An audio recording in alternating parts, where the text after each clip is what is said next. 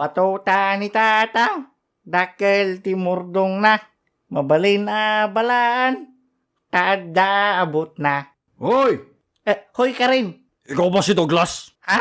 Sinong Douglas? Kulot yun eh. Tsaka mabaho. Ikaw yun no? Hoy, sobra ka naman makapag-judgmental, porkit kulot ako na agad. Sorry. May atraso kasi sa amin yun eh.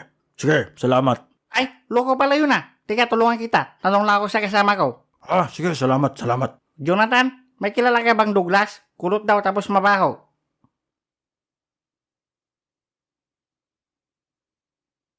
Okay lang ba siya? Shh, huwag kang maingay, kakaun pa lang niya. Wala akong kilalang Douglas pero mabaho at kulot meron. Ikaw, Gegi. Ay, sorry pre, di daw niya kilala. Ganun ba? Sige, salamat pre. Hi, Douglas! Alam mo na miss kita. Tagal mo din ang pakita sa akin, ah. Anak nang, ikaw pala si Douglas eh. Pinahirapan mo pa ako. Ay, oo nga no. Hoy pre, nahanap ko na siya. Ako yun. Buisit ka? Di mo ba alam pangalan mo?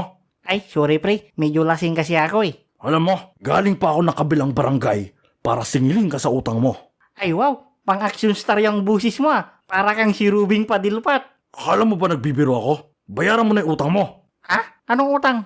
Walang hiya ka. Kumuha ka sa amin ng 2 case ng alak. Nakalimutan mo na? Teka lang, alalahanin ko. Kumuha ka pa nga ng 5 chicharon at 10 boy bawang eh. Sige lang, magsabi ka lang para maalala ko. Sabi mo, babayaran mo din kinaumagahan. Yan ba yung pumunta ako ng alas 12 ng madaling araw? Oo. Yung umiyak pa ako kasi ayaw niya akong pautangan kasi di niya ako kilala.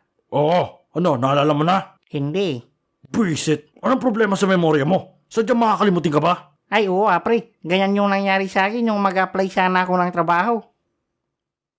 Parang may nakalimutan na akong papilis.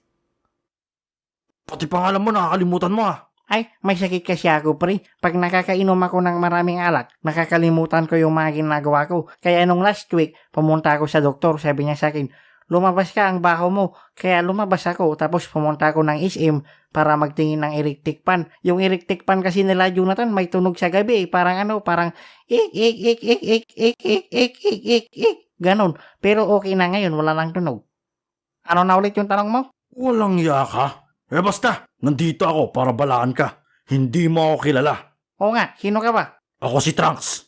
Parte ako na isang malaking sindikato. At kung di mo mababayaran ang utang mo, kahit magtago ka pa, hahanapin kita at papatayin kita. Ako naman si Douglas. Parte ako ng Philippine Republic of Gin Lovers. Ako naman si Sherlyn. Parte ng buhay ni Douglas. Yak, namat. Ako naman si Jonathan. Parte ng...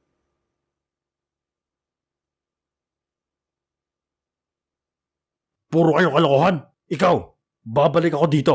At kung di ka pa nakabayad ng utang mo, katapusan mo na. Huwag mo nga ginagayan yung baby boy ko. Sino ba to? Pwede siya na lang yung patayin mo? Tumahimik ka nga dyan, bakekang. Douglas, oh. Hoy, wag mo nga siyang iganyan mo lang siya. Meron kang isang araw para aksyonan to. Watchlist ng mga polis. Ay nakaw, paano na kaya to Jonathan? Wala akong pambayad ng ganong kalaking pira. Ayaw ko rin namang mamatay. Gegi. Wala din ako niyan, pre. Saan ako kukuha ng pambayad ko? Ako tutulong sa'yo, Douglas. Wow, talaga? Tutulungan mo ako, Sherilyn? Oo naman. Barya lang sa akin yan, no? Pero sa isang kondisyon. Anong kondisyon? Papayag kang maging jowa ko for 1 month. Maghukay na lang ako ng libingan ko. Hala, grabe naman to.